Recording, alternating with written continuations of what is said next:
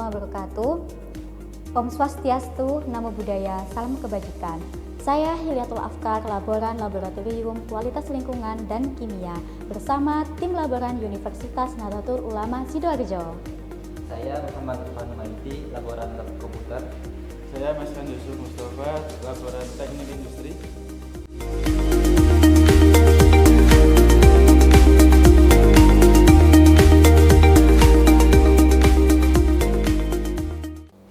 Melalui program Kilap 2025, kami menawarkan solusi untuk mengolah limbah cair laboratorium agar lebih aman dan ramah lingkungan.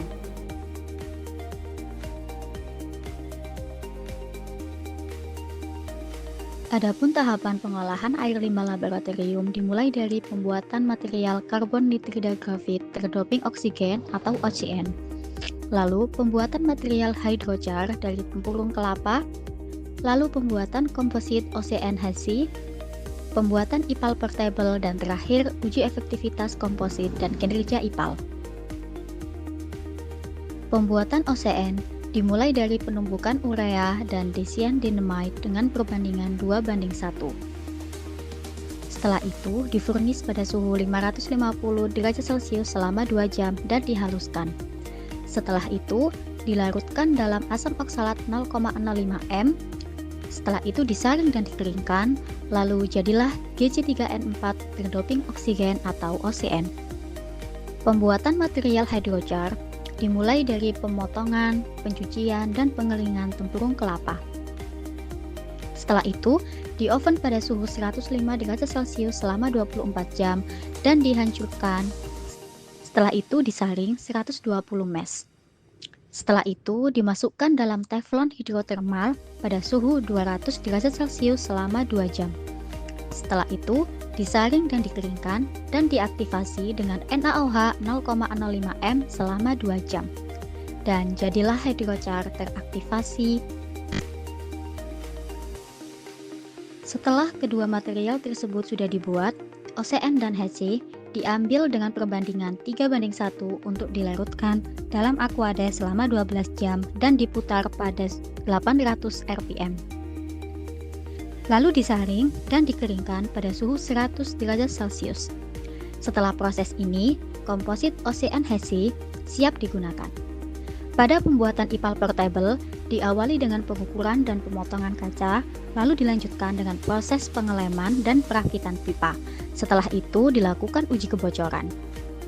Setelah komposit dan IPAL portable siap, dilakukan pengolahan limbah cair laboratorium yang dimulai dengan uji awal kualitas limbah dengan parameter PUD, COD, TSS, TDS, pH, logam CR, dan Hg. Dilakukan pengambilan sampel pada setiap unit reaktor untuk mengetahui efektivitasnya. Pertama, air limbah masuk ke unit ekualisasi yang berfungsi menampung dan mencampur air limbah. Setelah itu, air limbah dialirkan ke unit prasedimentasi untuk mengendapkan partikel padat kasar dan lumpur berat. Setelah itu, limbah yang keluar kemudian melewati unit koagulasi flokulasi di mana biokoagulan ditambahkan untuk menetralkan muatan partikel dan membentuk vlog besar melalui pengadukan lambat.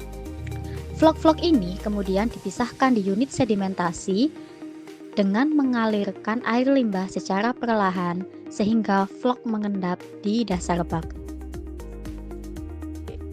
Setelah itu difiltrasi di unit filtrasi untuk memastikan tidak ada partikel kasar yang terbawa dari unit koagulasi flokulasi. Terakhir, air limbah dialirkan melalui unit effluent sebagai keluaran akhir yang telah memenuhi standar baku mutu sebelum dibuang atau dimanfaatkan kembali. Saya jadi bisa melihat bagaimana proses pengolahan air limbah itu berlangsung. Desainnya yang transparan, jadi mudah dipahami, sangat menarik untuk pembelajaran kita. Inovasi ini bermanfaat bagi media pembelajaran seperti unit proses, unit operasi, kimia lingkungan, dan ekotoksikologi. Selain membantu mengolah limbah laboratorium, juga memberi kesempatan kepada mahasiswa untuk belajar metode fotokatalisis secara langsung.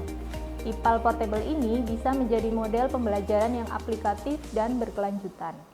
Kami mengucapkan terima kasih kepada Direktorat Sumberdaya Direktorat Jenderal Pendidikan Tinggi, Riset, dan Teknologi melalui Program Kilap 2025 atas dukungan dan pendanaannya.